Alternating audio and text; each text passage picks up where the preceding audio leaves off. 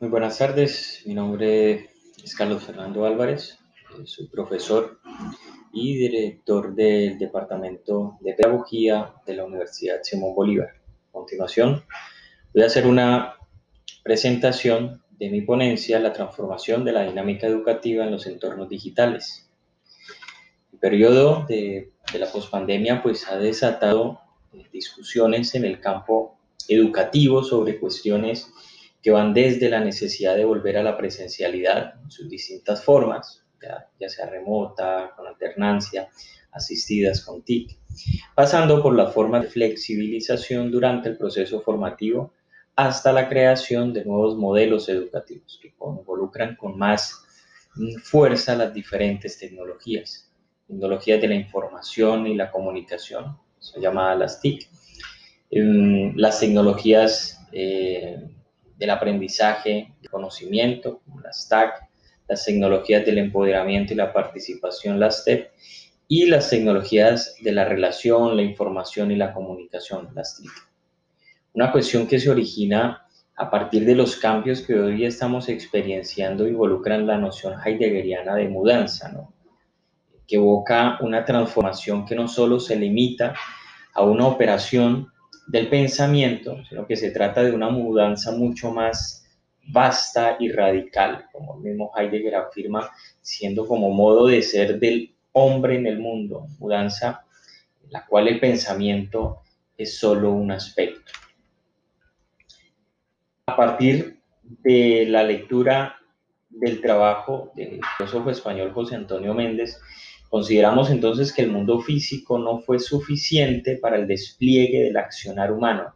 Su creatividad e imaginación necesitó la creación de otros lugares donde los límites de la naturaleza no obstaculizaran su producción. Ante este acontecimiento, nos vemos abocados entonces a cuestionarnos acerca de la mudanza que hoy día está atravesando la educación, la migración, y pues surge la pregunta, ¿no? Si la migración de la educación a los entornos digitales es la evidencia del fracaso del entorno físico, ¿no? Una respuesta inmediata pues, a esta cuestión sería un categórico no. Sin embargo, esta cuestión permite que desde su respuesta se reflexione sobre el actuar, el acto mismo del educar, ¿no? El acontecimiento migratorio del entorno físico a los entornos digitales refleja una vez más el dinamismo innato del campo educativo. Este dinamismo o actividad en acto de la educación obedece a su naturaleza. Cabe recordar que la educación en tanto entidad ha sido el constructo de las sociedades a lo largo de la historia, siendo esta el producto de las estructuras de pensamiento de cada cultura, respondiendo así a las necesidades epocales. Por ende, el objetivo pues de este trabajo es reflexionar sobre el acto mismo del educar, el acontecimiento migratorio del entorno físico a los entornos digitales, ¿no? Pues este acto mismo refleja una vez más el dinamismo innato, en tanto que actividad en acto del campo educativo. Comprender pues la educación como una expresión humana implica ubicarla dentro del entorno de la vida media, ¿no? De la vida cotidiana, ¿no? Entendida esta tal vez no limitando este término a los matices dados por autores como Heidegger, Unamuno, Habermas, el mismo Husserl, ¿no? Sino entendida en su aspecto más, en su forma más general, ¿no? En otras palabras, la región educativa se determina como una forma de ser humano. En vista de lo anterior y teniendo en cuenta como supuesto que aún la educación pertenece a los entes que dependen de nuestra abolición, la invitación a quienes participamos de esta forma de ser es a comprender el espíritu que mueve y dinamiza la obra de la educación y coevolucionar con ella, dinamizando nuestras formas de ver la educación así como nuestras prácticas. Para el desglose de la tesis propuesta voy a proponer 3 ideas que considero que permitirá pues, a todos los participantes del simposio realizar el giro comprensivo hacia una educación que ahora se despliega en el entorno digital, pero aún así no se desmarca del mundo físico. En la primera parte voy a trabajar de manera muy breve la analogía del docente como artesano, trabajada por un profesor y filósofo colombiano, Diego Barragán. En una segunda parte, la nueva alfabetización, el humanismo digital, y una tercera parte, el BIOS en las plataformas digitales. La primera parte, pues voy a dar unas notas y unos apuntes que permitirán comprender esta analogía del docente como artesano. Entonces, primero se asume al profesor como un artesano que reflexiona sistemáticamente sobre sus prácticas, ¿no? Diego Barragán considera que las buenas prácticas suceden cuando subyacen a ellas buenas intenciones, buenas razones, ¿no? Y arguía al afirmar que la auténtica práctica busca la excelencia en la acción misma, tanto que técnica, ¿no? Pero de cara a unos fines y bienes que tienen que ver con lo humano, ¿no? Más que el producto o la acción concreta que desarrolla y por ello se replica en lo social. Lo práctico implica la técnica, ¿no? Pero también es reflexión, es decir, que necesita la teoría, la teorización, no solamente sobre los procedimientos y los métodos, en tanto que técnica, ciencia, sino también sobre los fines humanos de estas acciones. Ahora, las prácticas pedagógicas entonces serán ese conjunto de acciones que convierten en espacio de reflexión, se convierten en ese espacio de reflexión de la pedagogía y que por extensión son propias de los profesores. Así pues, la práctica del profesor es entonces aquello que lo define, no se trata simplemente de enseñar.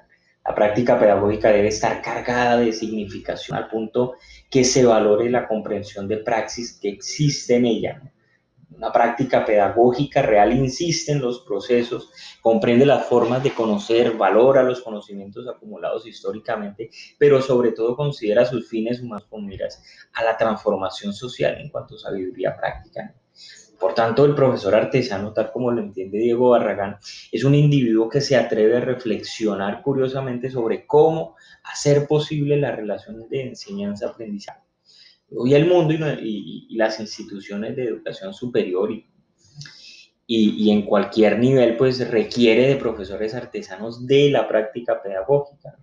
El profesor artesano entonces considera su práctica pedagógica como un producto nunca acabado, susceptible de transformación y sobre todo en nuestro tiempo en su relación con los universos digitales. La segunda parte, la nueva alfabetización, el humanismo digital. La nueva alfabetización es un término tal vez propuesto por Milad Duhigg, un historiador cultural e intelectual norteamericano, ¿no? Profesor de Humanidades de Ciencias Digitales de la Universidad de Sorbona, como muchos de ustedes tal vez ya lo habrán escuchado y lo habrán leído. Este pensador dice que considera que lo digital implica recomponer las representaciones sobre el mundo a los que nos hemos acostumbrado, ¿no?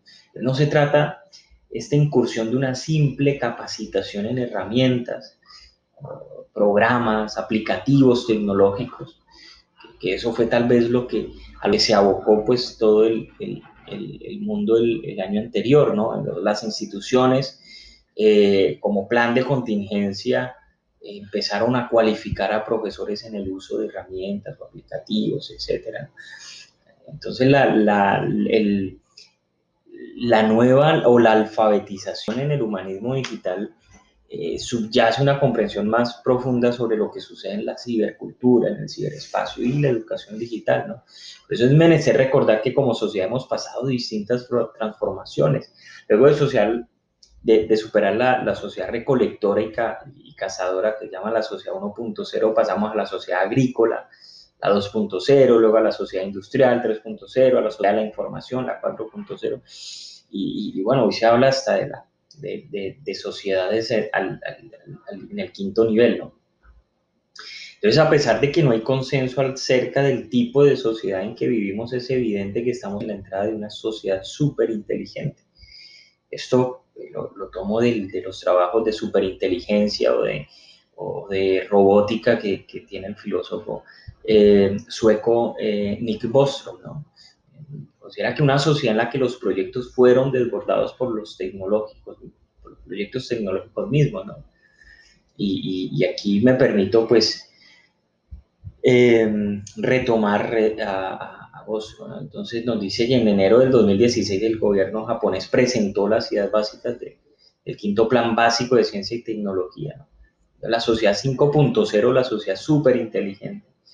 Es una sociedad conectada, una sociedad súper inteligente donde el Big Data, el Internet de las cosas, la inteligencia artificial y los robots se encuentran completamente integrados con el objeto de proporcionar una infraestructura digital y física para la vida cotidiana de todos los ciudadanos. Entonces se trata de un segmento estratégico de la reforma fiscal económica.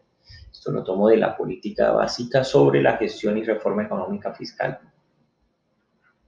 Ahora, la sociedad 4.0 se caracterizó por la relación tan cercana existente entre el mundo digital y las formas de trabajar. Entonces, el mundo laboral se reconfiguró y tuvo que trasladar muchos de sus campos al ciberespacio. Y hoy muchos de nuestros estudiantes conocen mejor este mundo que ni siquiera los profesores, ¿no? Esta transformación o en esta transformación la educación no lleva las banderas del cambio. Fue el mercado la que obligó la reconfiguración de la educación y de la práctica pedagógica. Entonces, de ahí el reto que nuestros docentes o los cuerpos profesorales deben seguir transfigurando o transformando, perdón, su práctica pedagógica, ¿no? Reinventar su rol y aprovechar esta situación, en principio obligada y desalentadora, como fue ese momento que vivimos en el 2020, a una oportunidad de rehacer nuestro ejercicio profesoral. Por lo tanto, es indispensable que cada profesor aborde estos temas más allá de los usos técnicos y genere su propio espacio para reflexionar sobre asuntos que provienen de la relación con las nuevas tecnologías de la información en la comunicación, la internet, los usos sociales que emergen pues en los linderos del ciberespacio y empezar a mirar otras formas, ¿no? Las redes sociales, eh, Twitter, WhatsApp como territorio, Instagram como territorios posibles de procesos formativos, ¿no? Y el tercer y último punto, que es el de la plataforma, el BIOS en las plataformas digitales, pues apunta que a las nuevas maneras de ver y de acercarnos nosotros a la conquista de estos nuevos lugares de difusión de las instituciones, de la academia, de la investigación, pero traspasar esa lógica lineal en la que nosotros nos hemos movido, ¿no? A manera de conclusión quisiera plantear pues algunos aspectos clave de estas nuevas lógicas en las que se busca que, que se muevan nuestros profesores y nuestros procesos formativos, ¿no? Entonces, el primer aspecto clave de estas nuevas lógicas sería la fusión avanzada entre el ciberespacio y del físico, ¿no? Entonces, los algoritmos de las inteligencias artificiales superarán algunas de las capacidades humanas y eso es necesario tenerlo presente. Y hay que la imaginación y la creatividad serán capacidades humanas que se pondrán al servicio, que se pondrán al frente de los eventos creativos que determinan qué es lo real y por lo tanto lo envuelven, son superiores a su misma realidad y por tanto, entonces estamos asistiendo a la ruptura del argumento ontológico del control y determinación a la vez de pensamiento y de ser, ¿no? Entonces estamos asistiendo al fin del argumento ontológico, teórico, práctico y estético. Estamos asistiendo al fin de la analogía, estamos asistiendo al fin del método y al fin del sentido.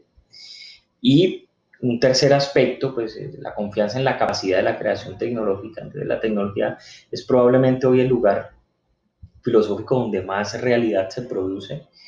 José Antonio Méndez, filósofo de la Universidad de Oviedo, considera que es la tecnología, ese territorio donde más mundos acontece, donde el haber se efectúa de manera más potente y más compleja. Bueno, dejo espacio y con muchos deseos de seguir eh, tal vez las discusiones que se puedan abrir alrededor de este tema que he planteado. Muchas gracias.